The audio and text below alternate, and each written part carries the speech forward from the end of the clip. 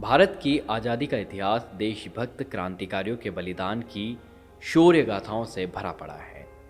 देश के ननिहालों ने अंग्रेजों की गुलामी से भारत माँ को आज़ाद कराने के लिए अपना सर्वस्व न्यौछावर कर दिया। ऐसा ही नाम है खुदीराम बोस, जिन्होंने अंग्रेजों के खिलाफ आज़ादी की लड़ाई में महज 19 साल की छोटी सी उम्र में फांसी का फंदा चूम लिया था।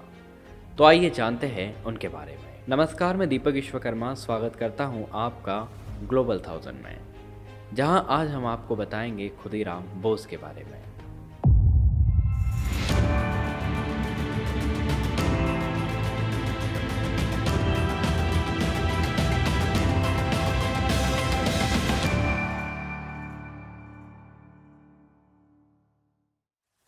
खुदीराम बोस एक स्वतंत्रता संग्राम सेनानी थे, जिन्हें भारतीय स्वतंत्रता संग्राम के सबसे युवा क्रांतिकारियों में से एक के तौर पर जाना जाता है। उनका जन्म 3 दिसंबर 1889 को हुआ था। उनके पिता त्रिलोक्यनाथ बसु शहर के तहसीलदार थे और माँ लक्ष्मी प्रिया देवी एक धर्मनिष्ठ महिला। उनका जन्म पश्चिम बंगाल के मेदिनीपुर जिले के बहुवेनी में हुआ था। जन्म से ही खुदीराम बोस में क्रांतिकारी के गुण दिखने लगे थे।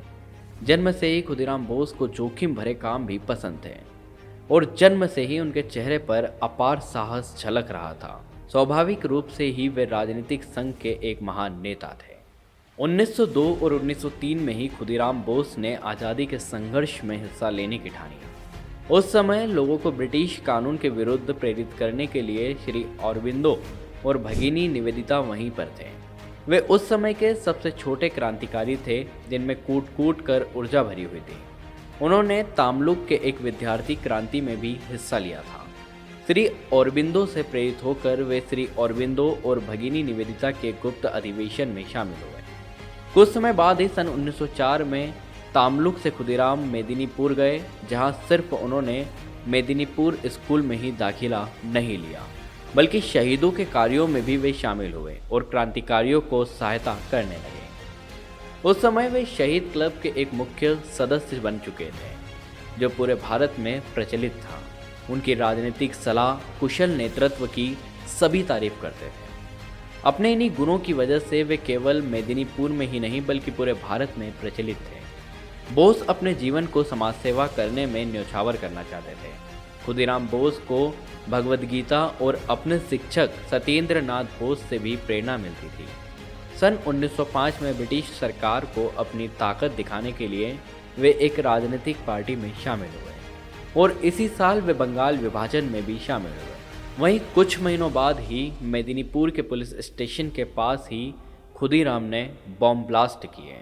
भारतीय स्वतंत्रता आंदोलन के आरंभिक चरण में कई क्रांतिकारी ऐसे थे जिन्होंने ब्रिटिश राज के विरुद्ध आवाज़ उठाई।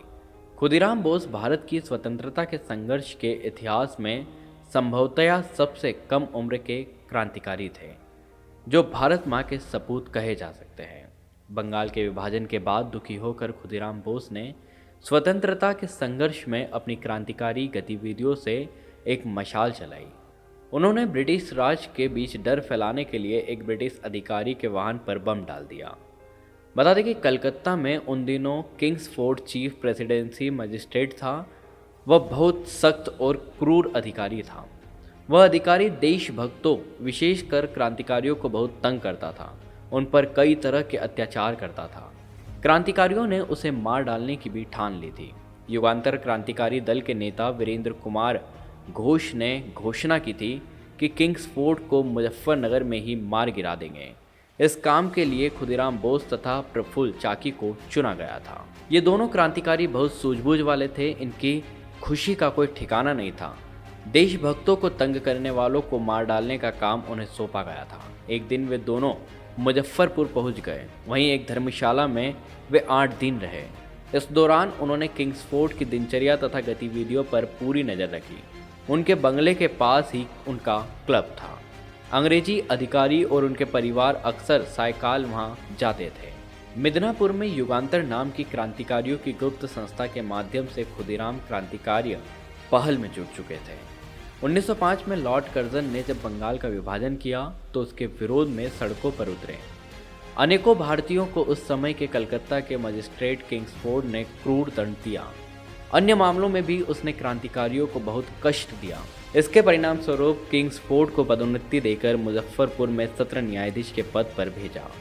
युगांतर समिति की एक गुप्त बैठक में किंग्सफोर्ड को ही मारने का निश्चय हुआ। इस कार्य हेतु खुदीराम तथा प्रफुल्ल कुमार चाकी का चयन किया गया। खुदीराम को एक बम और पिस्टल दी गई। प्रफुल्ल कुमार को भी एक पिस्टल दी गई। मुजफ्फरपुर में आने पर इन दोनों ने सबसे पहले किंग्सफोर्ड के बंगले की निगरानी की। उन्होंने उसकी बग्घी तथा उसके घोड़े का रंग देख लिया।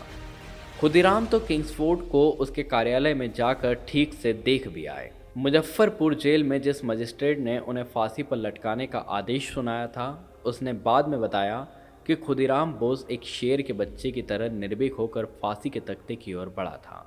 जब खुदीराम शहीद हुए थे तब उनकी आयु 18 वर्ष थी।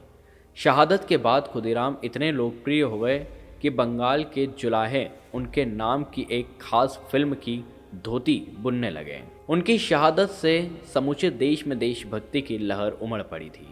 उनके साहसिक योगदान को अमर करने के लिए गीत रचे गए और उनका बलिदान लोकगीतों के रूप में मुखरित हुआ। उनके सम्मान में भावपूर्ण गीतों की रचना हुई जिन्हें बंगाल के लोक गायक आज भी गाते हैं। तो यह थी क्रांतिकारी खुदीराम बोस की कहानी। अगर आपको यह वीडियो पसंद आया हो तो इसे लाइक करें, शेयर करें और कमेंट करें। साथ ही चैनल को सब्सक्राइब करना ना भूलें। धन्यवाद।